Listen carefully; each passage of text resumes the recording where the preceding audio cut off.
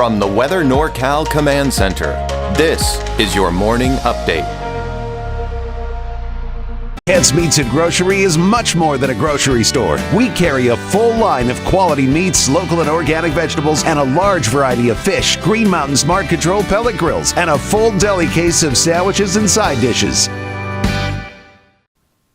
Well, good morning, everyone. Definitely a cold start to the day for many of us. Now, in the valley, it's interesting because some areas are a bit warmer. On the north and west side of the valley, we have still a bit of a breeze. Now, it's keeping those temperatures above freezing in some of those spots. But on the east side of the valley, out towards Chico, for example, you are looking at those calmer winds. And as a result, it's much colder.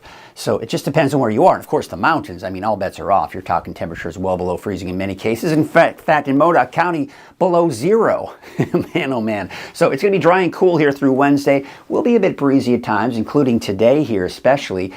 And that's mainly in the valley, by the way. Rain and snow returns for Wednesday night and Thursday. And it's going to start off fairly low, to the point where we could see a rain-snow mix for the north end of the valley, Redding, maybe even down to Red Bluff. Seeing a lot of the same characteristics as last week, I just think the timing may be a bit different. Instead of around early afternoon that we saw last week, it's going to be in the early morning and then rise most likely through the day on Thursday. We'll take a closer look at that in your deeper dive forecast. But before we get to that, for those of you that are in a hurry, here's a look at Krueger's Quickcast, a quick look at your forecast for today, getting you out the door this morning. And yes, it's cold. I think on average 32. North end of the valley, west end of the valley, mid to upper 30s, 8 o'clock this morning. But I do expect it to be much colder for many of the higher elevations and even along the coast, pretty cold temperatures. A lot of activity off to our west here. This is eventually going to have an impact on our weather. We'll see more clouds, we'll see cooler temperatures, we'll see the chance for rain and of course the snow. And that's all heading our way. And we're going to talk about that in more detail and the timing of all that in our deeper dive. But for now, there are those breezy north winds that we do expect to see in the valley here by midday, but those winds should subside here for the second half of the day and going into tonight. We still have a flood warning for Tehama Bridge at Sacramento River. The thing is, they're still releasing a lot of water out of the dam, so the Sacramento River is swelled up. I mean, we're seeing a lot of these areas that are at least close to flooding along the Sacramento River, if not even above it, like Tehama Bridge. All right, so let's take a look at Futurecast here for today. You can see some of the clouds and low clouds that we're seeing here. It's going to take a while for that to burn off here off to the north and east, but eventually it will this afternoon. We got some high clouds moving in. Yeah, there's a storm system down to our south. That's where the rain will be, though, down to our south, Sacramento, the Bay Area. We are dry, though, through the day today. Do want to mention there's a winter storm watch. This is just kind of a heads up coming in from the National Weather Service saying we've got a lot of snow heading our way, and it will impact you in the form of travel delays and anything, that's, of course, when it comes to snow, right? So that's what we've got going on here. That's going to be mainly going into your Wednesday night, Thursday morning, when we expect some of those lowest snow levels. Mount Shasta Ski Park now at 94 inches out at the summit. We're starting to see that diminish a little bit here, but we've got more snow on the way. Check this out. I think we could see, at least through Thursday afternoon, close to 2 feet of fresh snow on the ski park once all is said and done through Thursday. That's not including what we'll see on Friday and even the second half of the weekend. As of right now, you can see this morning, there are no chain requirements. I tell you what, though, this map is going to look a lot different by the time we get into your Thursday morning, Thursday afternoon, and possibly even into Friday.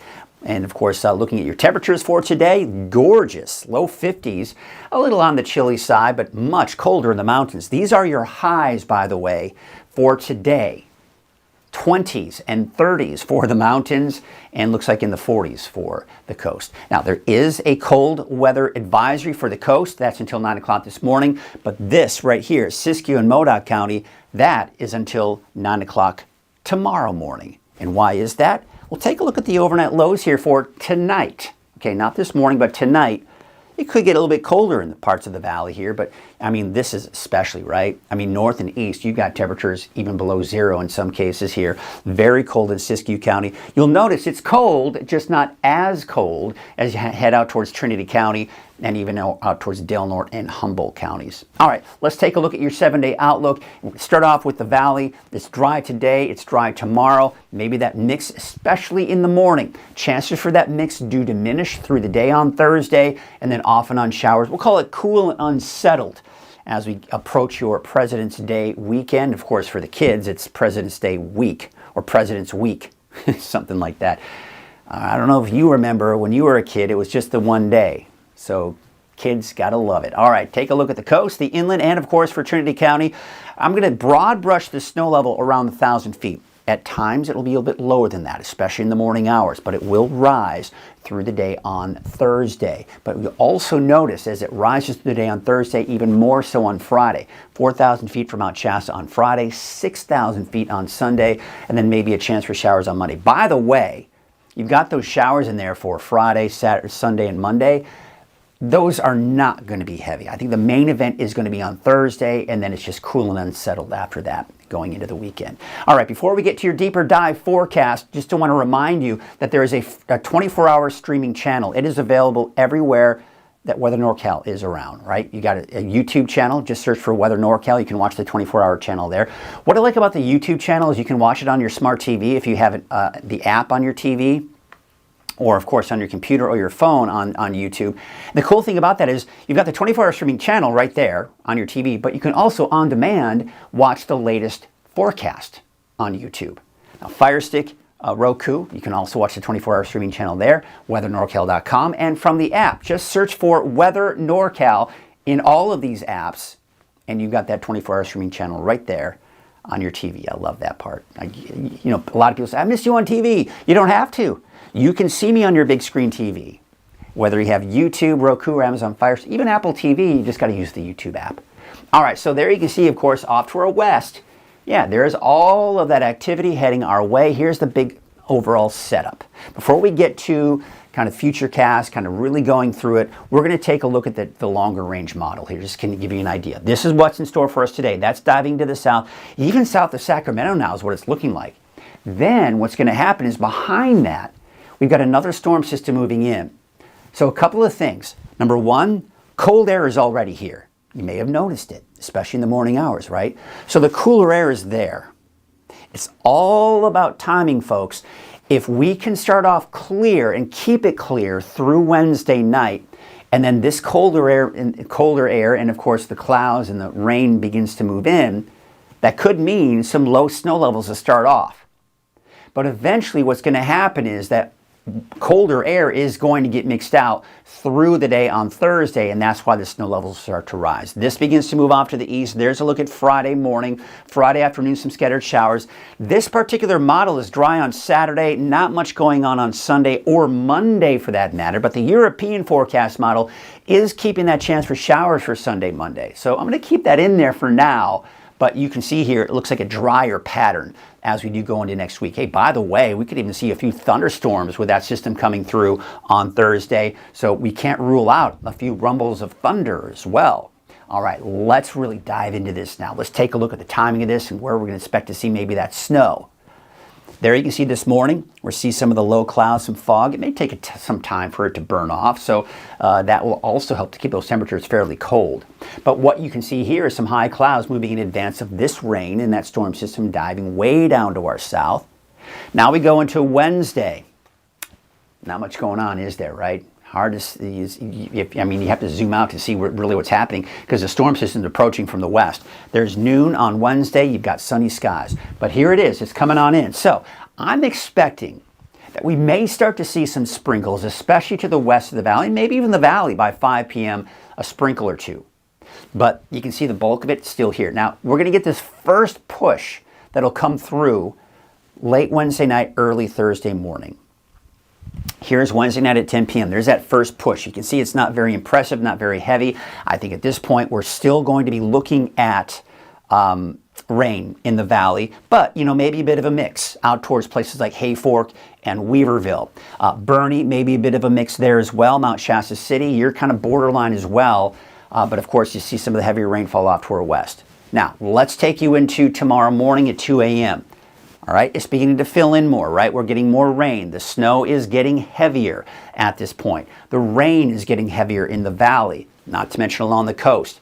A bit of a mix towards Hayfork, a bit of a mix towards Weaverville, but looks like we're still in the form of rain for the valley. But Bernie, Mount Shasta, again, this is where I've got that 1,000-foot snow level. Could be a little bit lower than that in some cases, could be a little bit higher depending on where you are. All right, we're beginning to see some of the characteristics of what we saw last week. Remember, this model was not showing at any point all snow for the valley, okay? But we ended up with mainly a mix, and some of that mix was able to accumulate in West Red Bluff for a brief period of time. But again, a lot of the same characteristics as last week.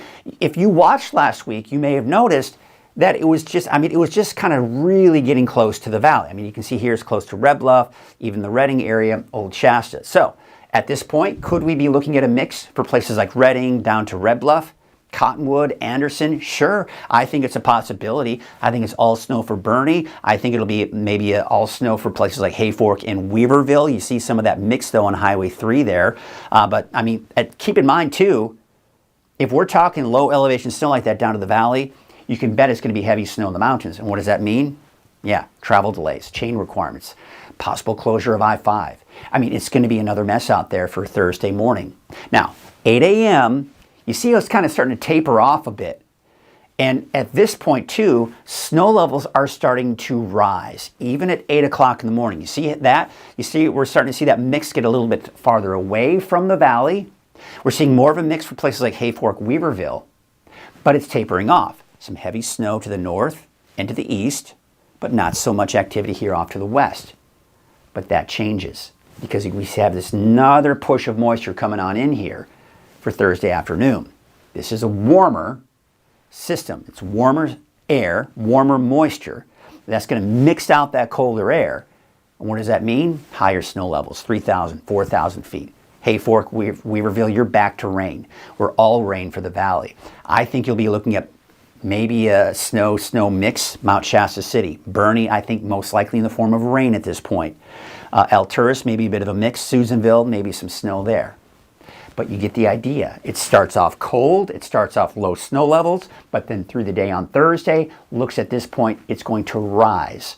And then we'll probably see it rise even more for Friday and into, especially the second half of the weekend, when we get the next chance for rain and snow on Sunday. So as of right now, the National Weather Service has issued a winter storm watch. They're just saying, hey, be on the lookout. It's a very good possibility we're going to see that snow that I was just talking about, and that's going to create those travel delays I was talking about for Thursday. These are all expected to expire sometime Friday morning, by the way. So how much snow can we expect? I'm just taking the raw model data here, but I think we're going to see most of the snow will be to the north right here, northern Trinity County, parts of southern Siskiyou County, and then off towards parts of the east. Not as much to the north and east, not as much to the north. This might be overdoing it for Hayfork and Weaverville. I think because, again, it's going to be a short period of time that you'll see the snow. Yes, you'll see the snow and maybe even accumulating snow early Thursday morning. But you saw there, going through the morning and especially the afternoon, snow levels will be much higher than Weaverville, Hayfork. So any snow you do see will melt once we see that rain kind of kick back in. So again, we'll be adjusting those numbers accordingly over the next couple of days. You can see maybe close to 2 feet of snow possibly at the ski park. We'll certainly take that. All right, let's take a look at the rainfall totals. All right, because not everyone's seeing the snow, right? This is going to slowly kind of push you through time here. As you can see, taking you through Thursday, 6 a.m. There you can see about 1/2 of an inch. Now keep in mind, this is not including what we'll see Thursday afternoon, but again, we've got more rain on the way for some of us in the valley.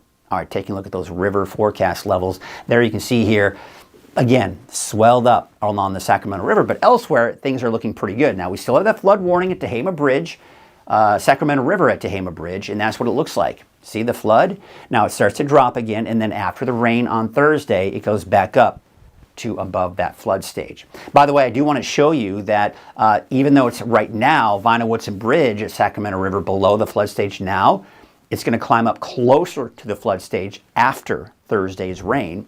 That could create some more problems. So we're probably going to see that river swell up even more by the time we do go toward the end of the week after that rainfall. Take a look at the lake levels. They're still dropping. Of course, that's to be expected with the amount of release that we're getting. I think we're releasing more than is coming in, which as a result, we are seeing these negative numbers. It is dropping, but still very healthy. Nothing to be concerned about. I'm hearing people say turn off the faucet, whatever, right? Okay, so 88%, 83% at Trinity, and out towards Orville, about 84%. All right, let's take a look at those wave heights for today hey, not that bad. Any small craft advisories that we have should be allowed to expire this morning. And of course, the wave heights will most likely increase for your Wednesday. So here's a marine forecast for your Tuesday. North winds 15 to 20 knots. And there you can see your waves. There's your high and your low tide and your sunrise and your sunset here for today. All right, let's go and take a look at your forecast here. And we're going to start off with Trinity County here. Temperatures are going to be in the low 40s. There, of course, we've got the dry conditions for Tuesday, Wednesday. And then, yeah, there's that low snow to start on Thursday, rising, though, through the day Thursday afternoon. So that 1,000 foot that you see there, that's for the morning, because by the afternoon, it's probably above 3,000 feet. Take a look at the north coast for your Tuesday. Temperatures mid to upper 40s here. 49 degrees for Garberville, 48 for Shelter Cove. There's that rain coming in Thursday, and then we keep it cool and unsettled through at least the beginning of next week. 46 for Klamath, 44 degrees for Orleans, and 46 degrees for Willow Creek. Your Siskiyou County neighborhood forecast. Temperatures today, these are your highs, folks. Upper 20s, low 30s. Oh, man, it's cold. Happy Camp, about 38 degrees. This is when you're living in the valley. You're like, 52 degrees doesn't sound so bad now, does it? 25 degrees for California Pines, 30 in Aden, 26 for Tule Lake, and Fort Bidwell, about 24 degrees.